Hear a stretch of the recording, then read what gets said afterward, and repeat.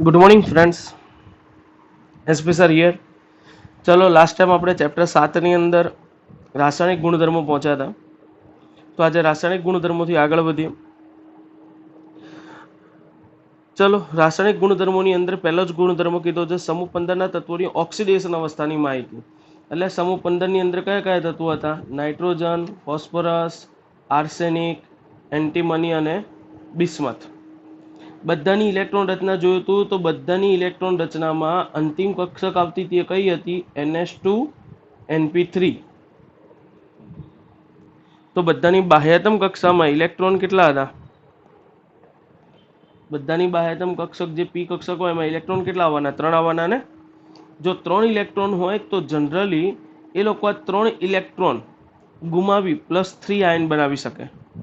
અષ્ટક રચના પૂર્ણ કરવા 3 મેળવી પણ શકે એટલે -3 આયન પણ બનાવી શકે, બરાબર। એટલે મેક્સિમમ બે કામ થાય, -3 અને +3। તો આ તત્વોની સામાન્ય ઓક્સિડેશન અવસ્થાઓ -3 +3 અને +5 છે। +5 કેમ? તો સમૂહમાં નીચેના તત્વ છે એટલે બિસ્મથ જે ધાત્વીય લક્ષણ ધરાવે। હવે જો આ ધાત્વીય લક્ષણ ધરાવતા હોય તો ધાત્વીય લક્ષણવાળા તત્વો શું કરી નાખે? પોતાની બાહ્યતમ કક્ષાના જે ઇલેક્ટ્રોન છે એ ગુમાવી અને સરળતાથી ધન આયન બનાવે। તો કીધું જ છે કદ અને ધાત્વીય લક્ષણ વધવાને કારણે સમૂહમાં ઉપરથી નીચેની તરફ જતા -3 ઓક્સિડેશન અવસ્થાની પ્રદર્શિત કરવાની વૃત્તિમાં ઘટાડો થાય। એટલે -3 વધુ સ્થાયી શેમાં હોય? નાઇટ્રોજન, ફોસ્ફરસમાં। સમૂહનો છેલ્લો સભ્ય બિસ્મથ ભાગ્યે જ -3 ઓક્સિડેશન અવસ્થા વાળું સંયોજન બનાવે। એટલે બિસ્મથમાં તો -3 વાળું સંયોજન બનતું જ નથી। સમૂહમાં ઉપરથી નીચે જતા +5 ઓક્સિડેશન અવસ્થાની સ્થાયીતા ઘટે। તો એનો અર્થ વધે ક્યાં? બિસ્મથમાં। એટલે બિસ્મથમાં મોટા ભાગે કઈ ઓક્સિડેશન અવસ્થા જોવા મળે? +5। ક્લિયર? ચલો આગળ વધીએ છીએ। માટે બિસ્મથ એકમાત્ર અતિ લાક્ષણિક સંયોજન છે BiF5 બિસ્મથ ફ્લોરાઇડ। સમૂહમાં ઉપરથી નીચે તરફ જતા +3 અવસ્થાની સ્થાયીતા વધે કારણ કે નિષ્ક્રિય યુગ્મ અસર, મેં શરૂઆતમાં જ કીધું હતું નિષ્ક્રિય યુગ્મ અસર। હું ફરીથી એક વખત બોલી દઉં છું, નિષ્ક્રિય યુગ્મ અસર શું છે? તો સમૂહ નંબર 13 થી 16 લખું છું, બાજુમાં જુઓ, નિષ્ક્રિય યુગ્મ અસર। તો એ નિષ્ક્રિય યુગ્મ અસર શું છે? પી વિભાગના તત્વોમાં સમૂહ નંબર 13 થી 16 માં ઉપરથી નીચે જતા નીચેના તત્વોની મહત્તમ ઓક્સિડેશન અવસ્થામાંથી બે બાદ કરતા મળતી ઓક્સિડેશન અવસ્થા વધુ સ્થાયી હોય, જેને કહેવાય નિષ્ક્રિય યુગ્મ અસર। એટલે મારો કહેવાનો અર્થ શું છે કે ધારો કે હું એમ કહું, એક જ મિનિટ,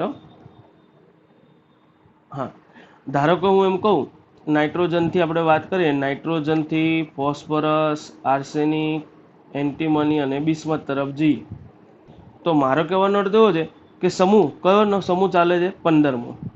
મહત્તમ ઓક્સિડેશન અવસ્થા કોને કહેવાય? તો સમૂહના બધા તત્વોની મહત્તમ ઓક્સિડેશન અવસ્થા કઈ રીતે નક્કી થાય? એમના સમૂહ ક્રમાંકમાંથી 10 બાદ કરો તો મળતી ઓક્સિડેશન અવસ્થાને મહત્તમ ઓક્સિડેશન અવસ્થા કહેવાય। તો સમૂહમાં નાઇટ્રોજનથી બિસ્મથ સુધીની મહત્તમ ઓક્સિડેશન અવસ્થા +5, પણ નીચેના તત્વમાં મહત્તમ ઓક્સિડેશન અવસ્થામાંથી 2 બાદ કરતા એટલે બિસ્મથની અંદર 5 માંથી પણ 2 બાદ કરી નાખો તો વધે કેટલી? 3। તો +3 ઓક્સિડેશન અવસ્થાની સ્થિરતા કેવી હોય? વધારે। તો અહીંયા જનરલી એવું કહી શકાય કે -3 ઓક્સિડેશન અવસ્થાની સ્થાયીતાનો ક્રમ કેવો હોય? નાઇટ્રોજનમાં વધુ સ્થાયી, ફોસ્ફરસમાં ઘટે, આર્સેનિક, એન્ટીમની અને બિસ્મથ। +3 અને +5 આ બંને માટે શું કહી શકાય? નાઇટ્રોજનથી, ફોસ્ફરસથી, આર્સેનિકથી, એન્ટીમનીથી બિસ્મથ તરફ જાઓ એમ સ્થાયીતા શું થાય? વધે। લખ્યું જ છે જો। અને એટલા માટે જ નાઇટ્રોજન ઓક્સિજન સાથે પ્રક્રિયા કરે ત્યારે નાઇટ્રોજન +5 ઓક્સિડેશન અવસ્થા ઉપરાંત +1, +2, +4 ઓક્સિડેશન અવસ્થાઓ પણ દર્શાવે। એટલે નાઇટ્રોજન ઓક્સિજનના ઢગલો સંયોજનો છે, nitric oxide, nitrogen dioxide, N2O, N2O4, N2O5 આવા ઘણા બધા સંયોજનો બને અને આ બધાની અંદર નાઇટ્રોજનની ઓક્સિડેશન અવસ્થા +1, +2, +4, +5 બધી જ જોવા મળે, જે આપણે આગળ જોવાના જ છીએ। જો કે નાઇટ્રોજન તત્વ હેલોજન તત્વો સાથે +5 ઓક્સિડેશન અવસ્થા ધરાવતા સંયોજનો બનાવતું નથી. એટલે તમે એવું વિચારો કે નાઇટ્રોજન NCl5 બનાવે તો એ શક્ય નથી, કારણ કે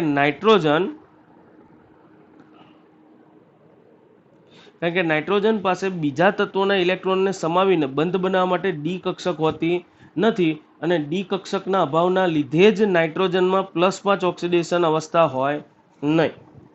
ક્લિયર? ડન? પડી ખબર? ચલો આગળ વધીએ છીએ. એના પછી આપણને એવું કીધું છે કેટલાક ઓક્સો એસિડ. હવે આ શબ્દ તમારા માટે નવો છે. આમ તો ઓક્સો એસિડ નવો નથી, આપણે 11મા ધોરણમાં ભણી જ ગયા છીએ કે કોઈ પણ તત્વના ઓક્સાઇડ હોય, જેમ કે નાઇટ્રોજન ડાયોક્સાઇડ છે, એને હું ઇન ધ વોટર નાખી દઉં તો એ બનાવી નાખશે HNO3, નાઇટ્રિક ઓક્સાઇડ બનાવે છે, નાઇટ્રિક એસિડ સોરી. તો ઓક્સાઇડ પાણીની અંદર દ્રાવ્ય થઈને એસિડ બનાવે તો આને ઓક્સો એસિડ કહેવાય. અને આવા ઓક્સો એસિડમાં ફોસ્ફરસ જે છે એ +1 અને +4 ઓક્સિડેશન અવસ્થાઓ દર્શાવે છે. સોરી, +1 અને +4 ના, +1 +3, +1 +3 અને +4. આપણે જોઈશું H3PO4 phosphoric acid, H3PO4, sorry my mistake. આના માટે આવશે H3PO3 ફોસ્ફોરસ એસિડ, અને આના માટે આવશે ફોસ્ફોનિક એસિડ H3PO2.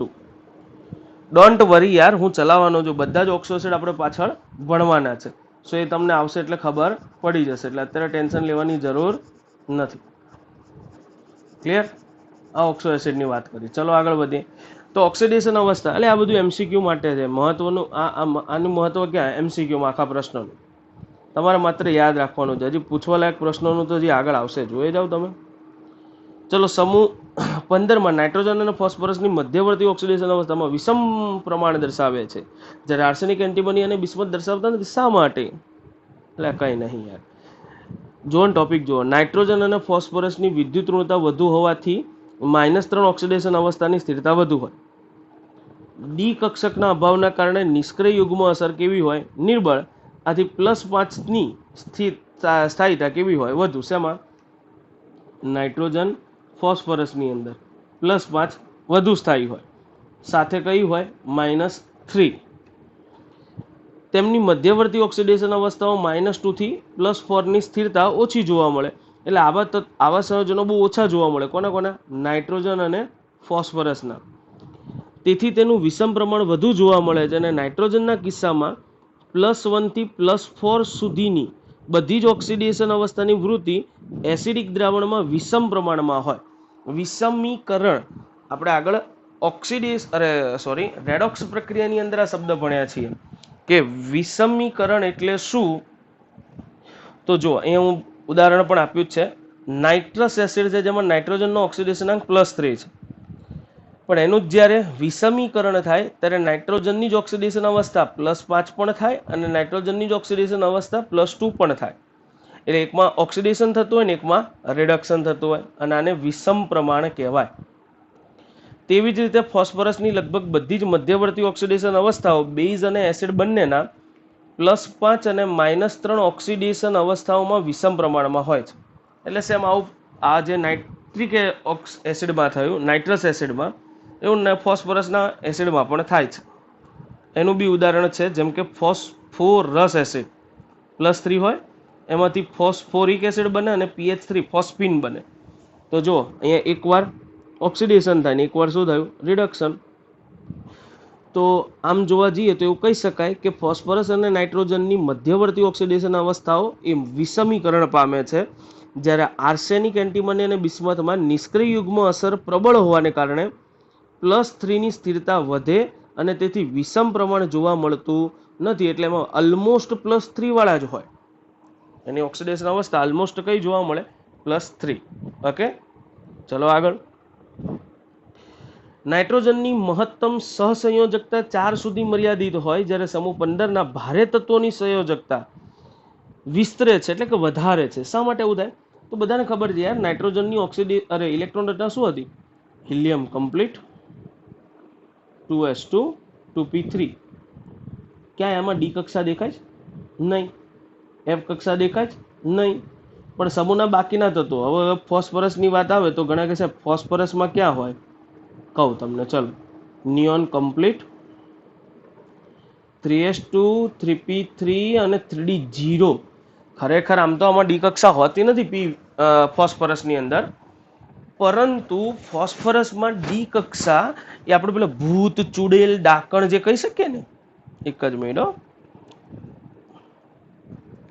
ભૂત ચુડેલ ડાકણ એની જેમ હાજરા હજુર જ હોય, એટલે એ જરૂર પડે ને ત્યારે પરચો બતાવે, બાકી ત્યાં સુધી તમને દેખાય નહીં. એના જેવી હોય ડી કક્ષક. પણ નાઇટ્રોજનમાં તો ડી કક્ષક આવવાની જ નહીં. અચ્છા હા, એ તો ખબર જ છે. એના પછી આવતા આર્સેનિક, એન્ટીમની, બિસ્મથ, જે બધામાં અહીંયા 3D, અહીંયા 4D, અહીંયા 4F અને 5D, એટલે બાકીના બધામાં તો ડી અને એફ કક્ષકો હોય જ. તો એવું કહી શકે નાઇટ્રોજનમાં એસ કક્ષકમાં એક પેટા કક્ષક, પી કક્ષકમાં 3 પેટા કક્ષક, તો ટોટલ બંધન માટે કેટલી કક્ષક પ્રાપ્ત થવાની? 4 જ. આથી મહત્તમ સંયોજકતા 4 સુધી જ હોય, જેને નાઇટ્રોજનનો સંવર્ગાંક કહેવાય. નાઇટ્રોજનનો શું કહીશું આપણે? સંવર્ગાંક. જ્યારે ભારે તત્વો એટલે બાકીના તત્વોમાં ડી કક્ષકો હોવાના લીધે જે બંધન એટલે કે સહસંયોજકતા માટે ઉપયોગી થઈ શકે છે, અને આથી તેમની સહસંયોજકતા વિસ્તરે છે અને લગભગ ક્યાં સુધી જાય છે? 6 સુધી. તો એવું કહી શકીએ કે નાઇટ્રોજનમાં સંવર્ગાંક 4 સુધી જોવા મળે, જ્યારે અન્ય તત્વોના સંવર્ગાંક કેટલા હોય છે? 6 સુધી. જેમ કે જો આ લખ્યું pF6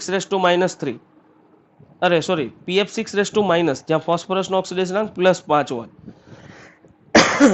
સોરી, તો એ દેખાય જ છે. જો ફોસ્ફરસે મહત્તમ કેટલા સહસંયોજકતા દર્શાવી, એટલે કેટલા બંધ બાંધી શક્યું, તો ફોસ્ફરસ 6 બંધ બાંધી શક્યું ને અહીંયા. ક્લિયર? ચાલો હવે નાઇટ્રોજનના અનિયમિત ગુણધર્મ લખવાના. અત્યાર સુધી જે ભણ્યા એમાં જ્યાં જ્યાં અલગ પડતું હતું ને એ લખવાનું, અને બહુ ઈઝી છે યાર. આખા સમૂહમાં નાઇટ્રોજન 10U એટલે કદમાં નાનું, ઊંચી વિદ્યુત ઋણતા ધરાવે, ઊંચી આયનીકરણ એન્થાલ્પી ધરાવે, અને ડી કક્ષકની અપ્રાપ્યતાના કારણે તે સમૂહના અન્ય તત્વોથી શું થાય? જુદું પડે. આગળ વાત કરીએ. નાઇટ્રોજનમાં નાઇટ્રોજન તેની સાથે અને નાના કદ અને ઊંચી વિદ્યુત ઋણતા ધરાવતા અન્ય તત્વો જેમ કે કાર્બન કે ઓક્સિજન હોય તો એની સાથે પીપાઈ બંધ બનાવે, અને આ બંધ બનાવવાની અદ્વિતીય ક્ષમતા ધરાવે. અદ્વિતીય એટલે આના જેવા પીપાઈ બંધ સમૂહના બીજા તત્વ ના બનાવી શકે. એટલે સમૂહના બીજા તત્વો છે, જો પીપાઈ બંધ એટલે શું, તો મેં આગળ વાત કરેલી છે 11મા ધોરણમાં. તેમ છતાં ફરીથી એક વખત કહી દઉં છું કે ધારો કે નાઇટ્રોજન હોય એ પોતાના જેવા જ અન્ય નાઇટ્રોજન સાથે કે વધુ વિદ્યુત ઋણતા ધરાવતા કાર્બન કે ઓક્સિજન સાથે જ્યારે જોડાય તો નાઇટ્રોજનની પી કક્ષક અન્ય વધુ વિદ્યુત ઋણતા ધરાવતા તત્વની પી કક્ષક વચ્ચે જે પાઈબંધ રચાય, ઇટ્સ કોલ પીપાઈ બંધ. પડી ખબર? કાર્બનની પી કક્ષક હોય તો બી પીપાઈ, તો આવા પીપાઈ બંધ એ નાઇટ્રોજન અદ્વિતીય બનાવે, એટલે આના જેવા મજબૂત બીજામાં ના બને. અન્ય તત્વો જે ફોસ્ફરસ છે, એન્ટીમની છે, આર્સેનિક છે, બિસ્મથ છે, બિસ્મથની તો વાત જ નહીં આવે, પણ આ 3 જણા જે છે એમની બાહ્યતમ કક્ષક ડી કક્ષક અથવા તો પી કક્ષક બી હોઈ શકે. જે અન્ય તત્વ સાથે પી કક્ષકમાં પાઈબંધ બનાવે તો એમાં બી પીપાઈ બંધ બને. હું ના નથી પાડતો નહીં બનતા એમ, પણ આના બંધ જે બન્યા હોય ફોસ્ફરસ, આર્સેનિક, એન્ટીમનીના, એ નાઇટ્રોજન જેટલા મજબૂત હોતા નથી. એટલે સમૂહના ભારે તત્વો જે છે એ પીપાઈ બંધ બનાવતા નથી, કારણ કે તેમની પરમાણવીય કક્ષકો એટલી મોટી અને વિસ્તૃત હોય કે જે અસરકારક સંમિશ્રણ કરી શકતા નથી. અને આપણે 4થા ચેપ્ટરની અંદર ભણી ગયા છીએ રાસાયણિક બંધનમાં, જેટલું સંમિશ્રણ વધુ એટલો બંધ વધુ મજબૂત. હવે અતિ મોટી કક્ષા હોય તો એટલા પ્રમાણમાં સંમિશ્રિત પામી શકતી નથી. એટલે ફોસ્ફરસ, આર્સેનિક, એન્ટીમની જેવા તત્વોમાં પીપાઈ બંધ બની બી જાય તો એ આના જેટલા મજબૂત હોતા નથી. નાઇટ્રોજન તેના 2 પરમાણુ વચ્ચે ત્રિબંધ ધરાવતા દ્વિપરમાણવીય અણુ સ્વરૂપે અસ્તિત્વ ધરાવે છે. પરિણામે તેની બંધ એન્થાલ્પી ઘણી ઊંચી હોય, જેનાથી ઉલટું phosphorus, arsenic, antimony single bond એકલ બંધ બનાવે, જ્યારે બિસ્મથ તો તત્વીય રીતે ધાત્વીય બંધ ધરાવે છે. તો આ બધાની અંદર બંધ એન્થાલ્પીનું મૂલ્ય નાઇટ્રોજનની બંધ એન્થાલ્પી કરતાં કેવું હશે? ઓછું. વધુ આગળ જઈએ, નાઇટ્રોજન એકલ બંધ અને ફોસ્ફરસ એકલ બંધ કરતાં નબળો હોય છે. એટલે કોણ નબળો થયો? નાઇટ્રોજન વચ્ચેનો એકલ બંધ. કારણ કે ટૂંકી બંધ લંબાઈને લીધે અબંધકારક ઇલેક્ટ્રોનનું આંતર ઇલેક્ટ્રોનીય અપાકર્ષણ શું થાય? વધી જાય. નાઇટ્રોજનનું કદ ફોસ્ફરસ કરતાં નાનું હોય. હવે કદ નાનું હોય ને એમની વચ્ચે જ્યારે બંધ રચાય તો એ જે બંધ હોય એમાં રહેલા અંદરો અંદર જ ઇલેક્ટ્રોન ભેગા થવાના, તો ઇલેક્ટ્રોન આંતરાણવીય અપાકર્ષણ શું થવાનું? વધી જવાનું. તો આ બંધ તમે ઝડપથી તોડી શકવાના. જ્યારે ફોસ્ફરસની વાત કરું તો ફોસ્ફરસમાં કદ કેવા હોય? મોટા હોય. તો એમની વચ્ચેમાં જે પણ ઇલેક્ટ્રોન હશે એમાં આંતરાણવીય અપાકર્ષણ જ પહેલા તો કેવું થવાનું? ઓછું થવાનું. ક્લિયર છે? પરિણામે નાઇટ્રોજનમાં કેટેનેશન વલણ નબળું હોય. એટલે નાઇટ્રોજનની અંદર કેટેનેશન જોવા મળતું નથી, જ્યારે સમૂહના અન્ય તત્વોમાં કેટેનેશન જોવા મળે છે. ક્લિયર? પડી ખબર? ચલો હજી આગળ વધીએ આપણે. અરે યાર, નાઇટ્રોજનના રસાયણ વિજ્ઞાનને અસર કરતું બીજું પરિબળ તેની સંયોજકતા કોષમાં ડી કક્ષકોની ગેરહાજરી છે. હમણાં જ કીધું હતું મેં. તેથી તે વધુમાં વધુ 4 સુધીના મર્યાદિત બંધ જ બનાવે. સાથે નાઇટ્રોજનમાં ડીપાઈ પીપાઈ બંધ બની શકતા નથી. હાલા ડી કક્ષક જ ના હોય તો ડીપાઈ પીપાઈ બંધ ક્યાંથી બનવાના? જ્યારે ભારે તત્વો જે છે એ આવા ડીપાઈ પીપાઈ બંધ બનાવી શકે, જેમ કે R3P ડબલ બોન્ડો. હવે R3P ડબલ બોન્ડો શું છે? R એટલે અલ્કાઇલ સમૂહ. ફોસ્ફરસની કઈ કક્ષક હોય? ડી કક્ષક. ઓક્સિજનની કઈ કક્ષક હોય? પી કક્ષક. અને એની વચ્ચે શું રચાયો હોય? પાઈ બંધ. તો ઇટ્સ કોલ ડીપાઈ પીપાઈ બંધ. એવી જ રીતે અહીંયા કાર્બનની પી કક્ષક હોય, ફોસ્ફરસની ડી કક્ષક હોય, એની વચ્ચે રચાતા બંધને પણ શું કહેવાય? ડીપાઈ પીપાઈ બંધ. તો અન્ય તત્વો છે આવા ડીપાઈ પીપાઈ બંધ બનાવી શકે છે, જ્યારે આપણો નાઇટ્રોજન બનાવી શકતો નથી. એટલે જો આ બધી વસ્તુ કેવી છે, આ ફૂલ મુદ્દા લખ્યા છે એટલે હું ફૂલ મુદ્દા સમજાવું છું. તમારે પરીક્ષામાં ધારો કે એવું પૂછાય નાઇટ્રોજન અન્ય તત્વોથી શા માટે અલગ પડે છે, તો સીધી વાત, નો બકવાસ, ભડમ ભડી લખવા જ માંડવાનું. આપણે જે ભણ્યા એમાંથી તમને જ્યાં જ્યાં એવું લાગ્યું ને કે કાર્બન આ બધી બાબતોમાં અલગ પડે,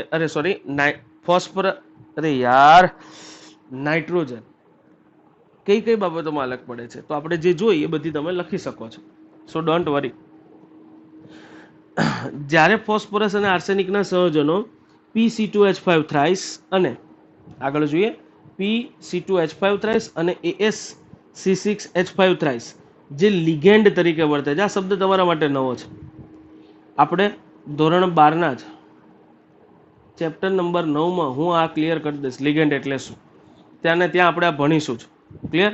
સો અત્યારે ડોન્ટ વરી, ટેન્શન લેવું નહીં. એ જ્યારે આવશે ત્યારે શીખવાડીશું. અત્યારે ખાલી યાદ રાખો કયા બે તત્વો કીધા, કયા બે સંયોજન કીધા? Pc2H5 થ્રાઇસ અને AsC6H5 થ્રાઇસ. આ બંને શેના તરીકે વર્તે? લિગેન્ડ તરીકે. ફોસ્ફરસ અને આર્સેનિક સંક્રાંતિ તત્વો સાથે ડીપાઈ બંધ બનાવી શકે. સંક્રાંતિ તત્વ એટલે ડી વિભાગનું તત્વ. ફોસ્ફરસ આર્સેનિકમાં પોતાની ડી કક્ષા અને સંક્રાંતિ તત્વ જે હોય ડી વિભાગનું તત્વ એની ડી કક્ષા, એની વચ્ચે ડીપાઈ બંધ પણ બને. એટલે નાઇટ્રોજનમાં તો આ શક્ય જ નહીં ને. ક્લિયર? ડન? ચલો તો આગળ વધીએ છે. સમૂહ 15ના તત્વોની રાસાયણિક પ્રતિક્રિયાત્મકતાના વલણો. કઈ નહીં એની હાઇડ્રોજન સાથે, ઓક્સિજન સાથે, હેલોજન સાથેની અને ધાતુ સાથેની પ્રતિક્રિયાત્મકતા. ચલો જોઈ નાખીએ. હાઇડ્રોજન સાથે સૌથી પહેલા સમૂહ 15ના તત્વો બધા જ મહત્તમ ઓક્સિડેશન અવસ્થા +3 હતી, એટલે EH3 પ્રકારના હાઇડ્રાઇડ સંયોજનો બનાવે. જ્યાં E બોલે તો નાઇટ્રોજન, ફોસ્ફરસ, આર્સેનિક, એન્ટીમની અને બિસ્મથ. ચાલો, આ હાઇડ્રાઇડ સંયોજનોના ગુણધર્મોમાં નિયમિત ક્રમણ દર્શાવે છે. ક્રમણ એટલે કે નિયમિતતા જોવા મળે. કેવી નિયમિતતા? NH3 થી BiH3 તરફ જતા હાઇડ્રોજન સંયોજનોની સ્થાયીતા ઘટે. હવે સ્થિરતા ઘટે એટલે એનો અર્થ શું થયો? BiH3 એમાં બિસ્મથ અને હાઇડ્રોજન વચ્ચેનો બંધ નબળો હોય, ઝડપથી તૂટે ને હાઇડ્રોજન જલ્દી છૂટો પડે. એટલે કહી શકાય કે જેના લીધે બંધ વિયોજન એન્થાલ્પી દ્વારા અવલોકી શકાય કે પરિણામે હાઇડ્રાઇડ સંયોજનોનો રિડક્શન કરતા લક્ષણ શું થાય? વધે. રિડક્શન કરતા જે પોતાનું શું કરતા હોય? ઓક્સિડેશન. તો વિચારો ને યાર, નાઇટ્રોજન અને હાઇડ્રોજન વચ્ચેનો બંધ NH3 હોય, એના કરતાં બિસ્મથ હાઇડ્રાઇડમાં બિસ્મથ અને હાઇડ્રોજન વચ્ચેનો બંધ હોય એ ઝડપથી તૂટે. તો ઝડપથી તૂટે તો હાઇડ્રોજન ગુમાવે. જે પદાર્થમાંથી હાઇડ્રોજન દૂર થાય એનું શું થયું કહેવાય? ઓક્સિડેશન.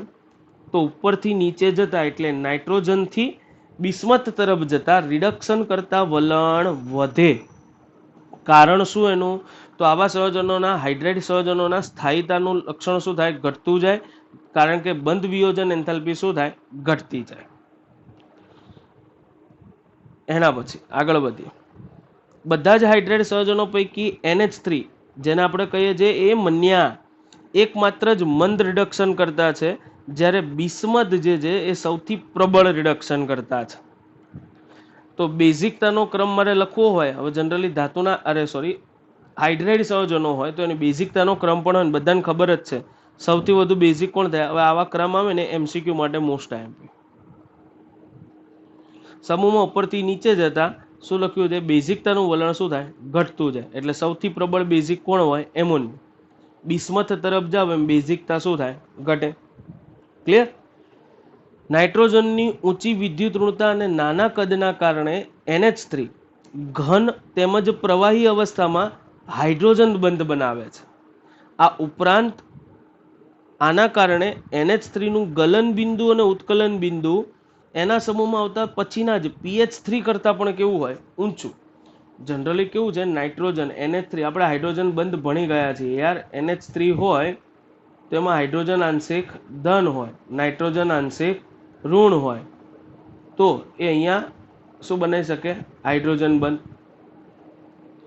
બે આવું આપણે ભણ્યા હતા 11મા ધોરણની અંદર, તમે આ વસ્તુ ભણી ચૂક્યા છો. હાઇડ્રોજન બંધ આવતું હતું ને ત્યારે. તો હાઇડ્રોજન બંધ બનાવે છે કોણ? નાઇટ્રોજન જ. કારણ કે એમાં નાઇટ્રોજનની વિદ્યુત ઋણતા ઊંચી હોય પહેલા, જ્યારે સમૂહના અન્ય તત્વોમાં વિદ્યુત ઋણતા ઓછી હોય. હવે વિદ્યુત ઋણતા ઓછી હોય તો આંશિક ધન અને ઋણ વીજભાર આવે જ નહીં ને. સો એવું કહી શકીએ કે NH3 ના ગબી ઉબી વધી જાય. કેમ? એમાં અંતરાણે બે હાઇડ્રોજન બંધ પ્રબળ હોય. કોષ્ટક આપ્યું છે, આપણે કરવાનું થતું નથી. એટલે ખબર પડે ને એવું નહીં, હું એકલો બોલ કરું છું. ચલો આગળ વધીએ. ગોખણપટ્ટી ટોપિક છે બેટા, એટલે આવું તો રહેવાનું જ આ ચેપ્ટરમાં. ઓક્સિડેશન પ્રત્યેની પ્રતિક્રિયાત્મકતા, ઓક્સિજન સાથે પ્રક્રિયા. બધા તત્વો બે પ્રકારના ઓક્સાઇડ બનાવે, E2O3 અને E2O5. જ્યાં E એટલે મેં કીધું એમ 15મા સમૂહના તત્વો. તત્વો ઊંચી ઓક્સિડેશન અવસ્થાવાળા ઓક્સાઇડ નીચી ઓક્સિડેશન અવસ્થાવાળા ઓક્સાઇડ કરતાં વધુ એસિડિક હોય. બહુ મસ્ત વિધાન આપ્યું છે. ઘણા બધાને આમાં ખબર પડતી નથી. ફરીથી સાંભળજો. ઊંચી ઓક્સિડેશન અવસ્થાવાળા ઓક્સાઇડ. હવે ઊંચી ઓક્સિડેશન અવસ્થાવાળા ઓક્સાઇડ એટલે કયા થાય? તો જો આ, અથવા આવું નથી શીખવું આપણે. ઉભા રહો, બાજુમાં હું તમને સમજાવું, ખ્યાલ આવી જશે તમને હમણાં. 2 મિનિટ આપી દો મને. જો નાઇટ્રોજન, ફોસ્ફરસ, આર્સેનિક, એન્ટીમની અને બિસ્મથ. વિચારો, નાઇટ્રોજનમાં વધુ સ્થાયી ઓક્સિડેશન અવસ્થા -3 +3 હોય અને બિસ્મથ તરફ જામ વધુ સ્થાયી +5 હોય. ખાલી +3 નું વલણ વિચારીએ તો +3 ના વલણમાં એવું કહેવાય +3 જેમ નીચે જાવ એમ વધુ સ્થાયી બને. સાથે નીચેના તત્વોમાં +5 પણ જોવા મળે, જ્યારે ઉપરના તત્વોમાં -3 જોવા મળે. તો ઊંચી ઓક્સિડેશન અવસ્થા કોની થઈ? બિસ્મથની. નીચી ઓક્સિડેશન અવસ્થા કોની થઈ? નાઇટ્રોજનની. તો ઊંચી ઓક્સિડેશન અવસ્થાવાળા તત્વો કરતા, એટલે બિસ્મથ કરતા નીચી ઓક્સિડેશન અવસ્થાવાળા તત્વોના, એટલે નાઇટ્રોજનના, એટલે એવું વિચારવાનું, ઓક્સાઇડ વધુ એસિડિક હોય.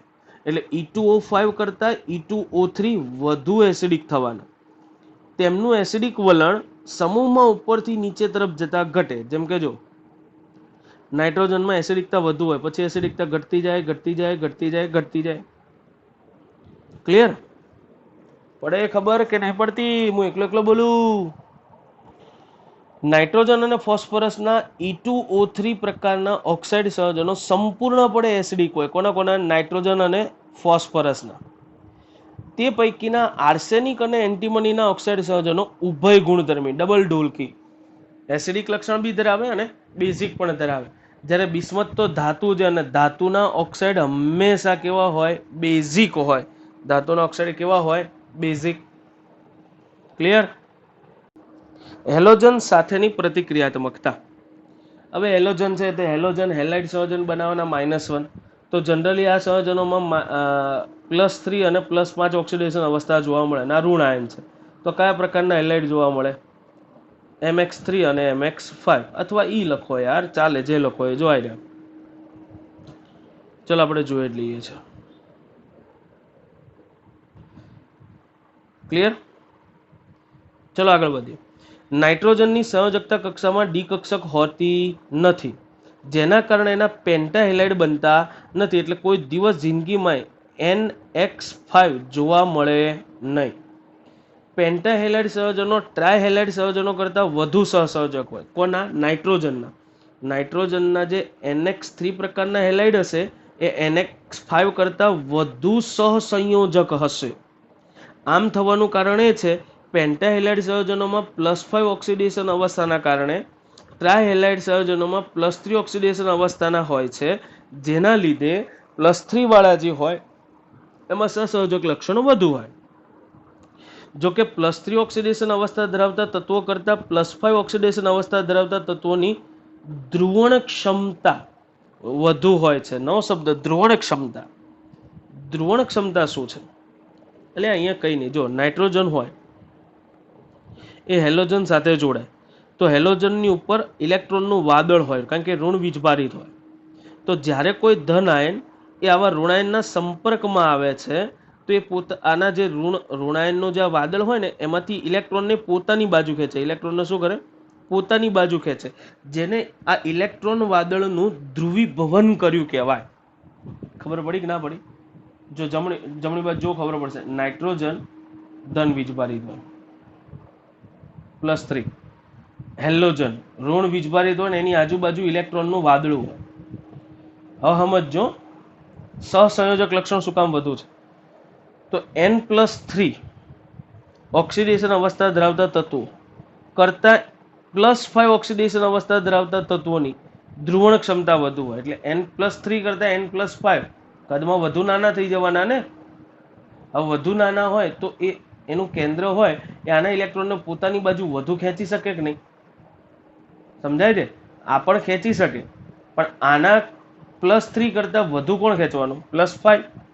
+5 વાળા તત્વો જો પોતાની બાજુ જેની ઓક્સિડેશન અવસ્થા +5 હોય એ વધુ ધ્રુવીભવન કરી શકે તો વધુ સહસંયોજક કોણ થવાનું? કોણ થાય?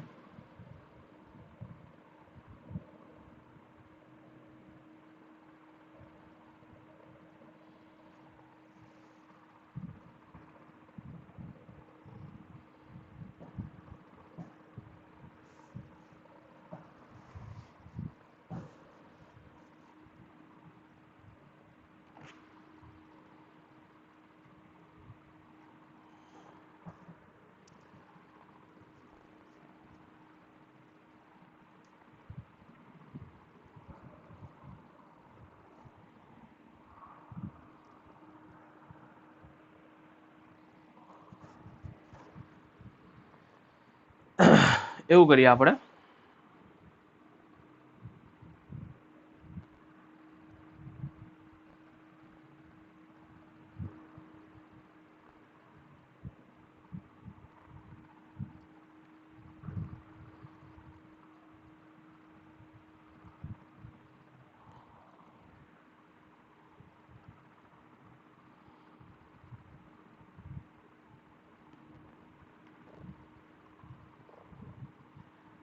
ચલો, હેલોજન સાથેની પ્રતિક્રિયાત્મકતા.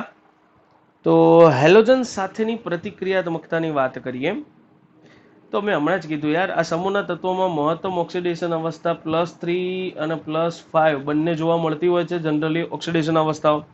તો હેલાઇડ બી કયા પ્રકારના બનાવે? EX3 અને EX5 પ્રકારના.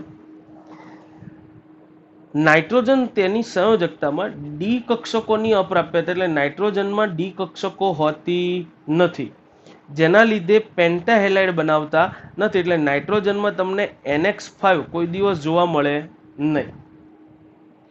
પેન્ટાહેલાઇડ સંયોજનો ટ્રાયહેલાઇડ સંયોજનો કરતાં વધુ સહસંયોજક હોય. કોના કરતાં કોણ વધુ સહસંયોજક કીધું?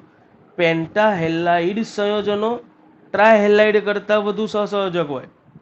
એટલે નાઇટ્રોજન છે એમાં પેન્ટાઇલ હેલાઇડ તો બનતા નથી. તો આ વાત અન્ય તત્વોની ચાલે છે કે અન્ય તત્વના જે હેલાઇડ બનવાના એની અંદર EX5 એ EX3 કરતાં વધુ સહસંયોજક હોય. એટલે આ વધુ સહસંયોજક હોય.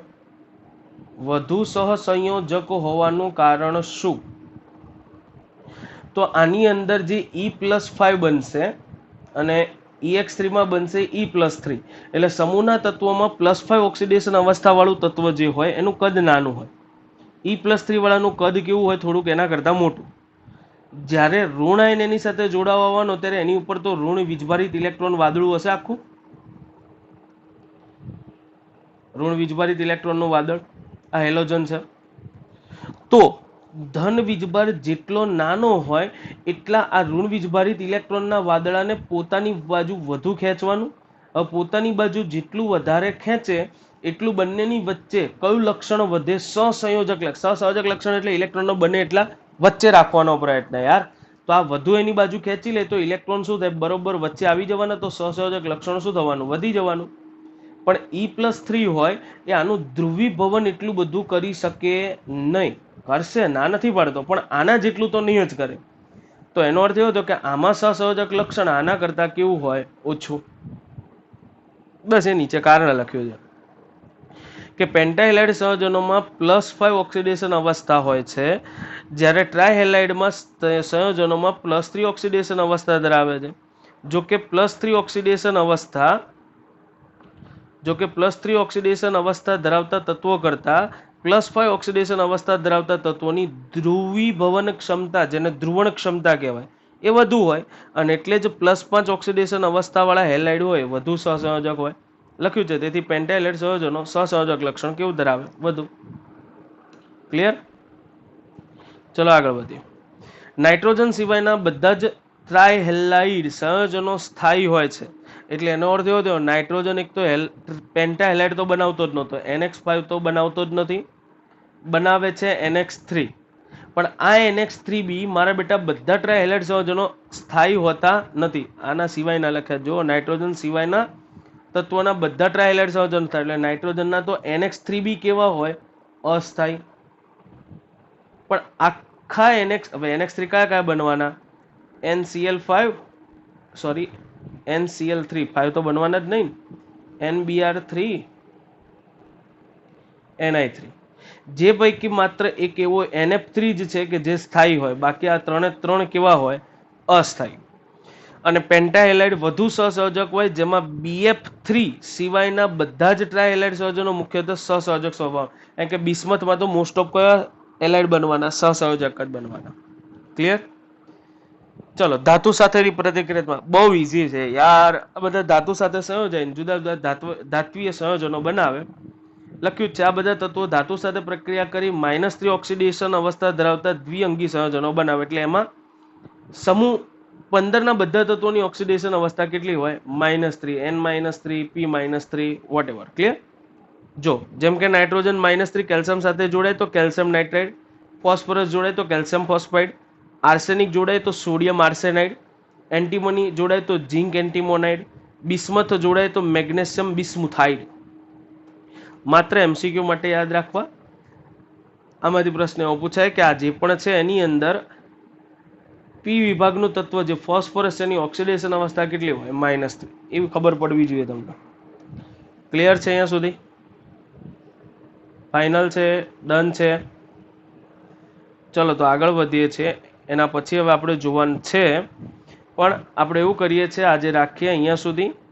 આ બધા પેટા પ્રશ્નો પણ છે, તમે જોઈ શકશો.